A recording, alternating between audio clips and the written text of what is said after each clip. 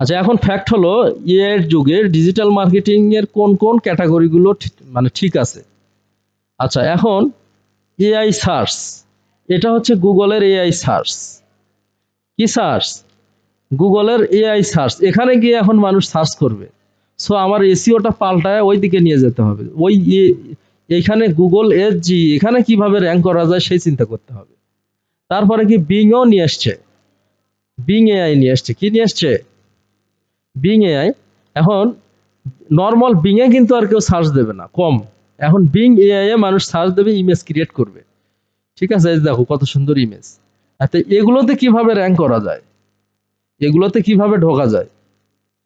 তারপরে এআই দেখি আমি দেখা যাচ্ছে কন্টেন্ট ক্রিয়েট করব এসইওর জন্য। হ্যাঁ, আগে দেখা যাচ্ছে 100 ব্যাকলিং আমি নিছি $300, এখন 100 ব্যাকলিং নিব আমি $20। কারণ কি? কারণ আমার তো কন্টেন্ট ক্রিয়েট করতে সময় লাগতেছে না।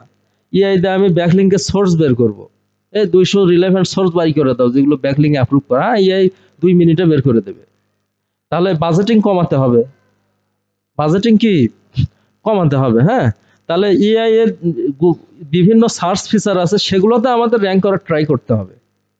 তাহলে সেগুলোতে কিভাবে র্যাঙ্ক হবে সেগুলো স্টাডি করতে হবে। কি করতে হবে? স্টাডি করতে হবে। তারপরে ফেসবুক মার্কেটিং, এগুলো হচ্ছে পেইড মার্কেটিংটাতে এআই ইফেক্ট ফেলতে পারেনি খুব একটা। কারণ কি?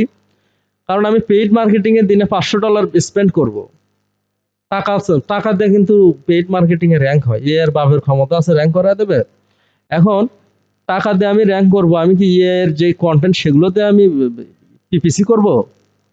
ওই ব্যক্তি ও রিস্কটা নিবে না, এআই ভুল করতেই পারে। ওই জন্য সে এক্সপার্ট হায়ার করবে। এআই আমাকে 50টা কিওয়ার্ড দিল, তার মধ্যে এআই কিন্তু ভুলের রেটিংটা অনেক বেশি হয়।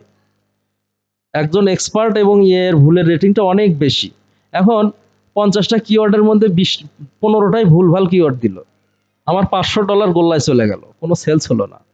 মানুষ কি ওই রিস্ক নিবে যে এআই এর কিওয়ার্ড গুলো দিয়ে আমি পিপিসি করব?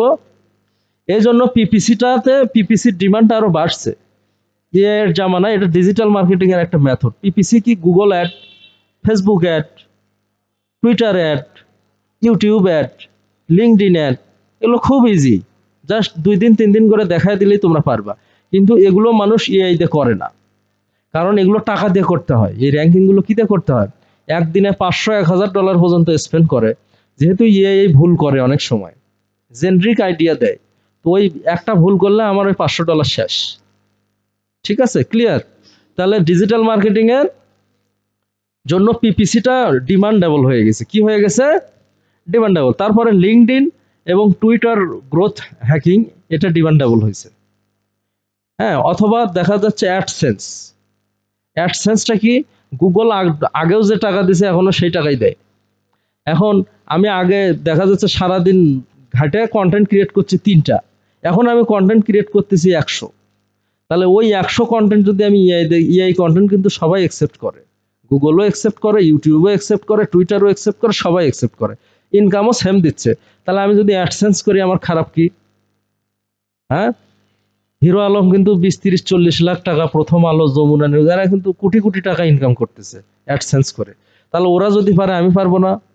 হ্যাঁ, পলাশবাড়িতেও ছেলে, এমনও ছেলে আছে লক্ষ লক্ষ টাকা ইনকাম করে অ্যাডসেন্স করে। আমরাও শুরু করছি। আচ্ছা, এটাও মোটামুটি একটা অনেস্ট পলিসি। হ্যাঁ, তুমি এখন অনেকেই বলতে পারে যে টাকা হারাম হবে, বিভিন্ন মেয়ে মানুষের অ্যাড শো করবে, মদের অ্যাড শো করবে, তারপরে জুয়ার অ্যাড শো করবে, ওগুলো ব্লক করা যায়। ইউটিউবে গিয়ে বা গুগলে গিয়ে সুন্দর করে ব্লক করা যায় যে আমি মদের অ্যাড দেবো না, ন্যাংটা অ্যাড দেবো না, এটা সেটা অ্যাড দেবো না। ওরা ওই ধরনের অ্যাডগুলো শো করবে না, তাহলে টাকা হালাল হয়ে গেল। ইভেন আমি মেয়ে মানুষ যাতে আমার অ্যাডে না থাকে, হ্যাঁ দেবে না, টাকাটা হাল। তারপরেও যদি 2-1% জায়গায় মেয়ে মানুষের ছবি এসে যায়, তাহলে ওই মানিটাকে 100 টাকার মধ্যে 2 টাকা, ওই মানিটাকে বলা হচ্ছে ডাউট মানি। ওই মানিটা তোমার দান করা উত্তম। তো তুমি দান করে দিলা 100 টাকা, সমস্যা তো নাই।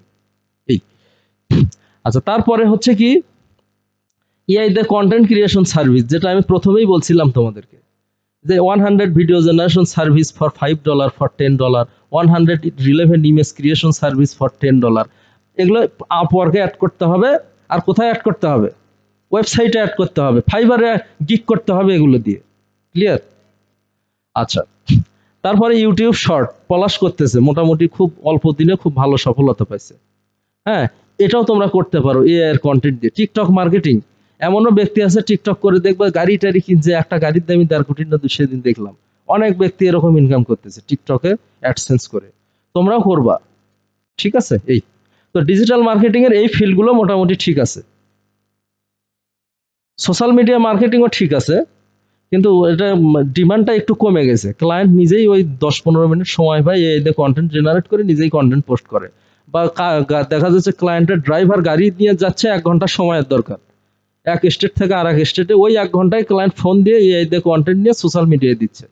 এই জন্য সোশ্যাল মিডিয়ার ডিমান্ড একটু কমে গেছে, বুঝতে পারছো? কিন্তু পিপিসি কিন্তু ওইভাবে মানুষ করে না।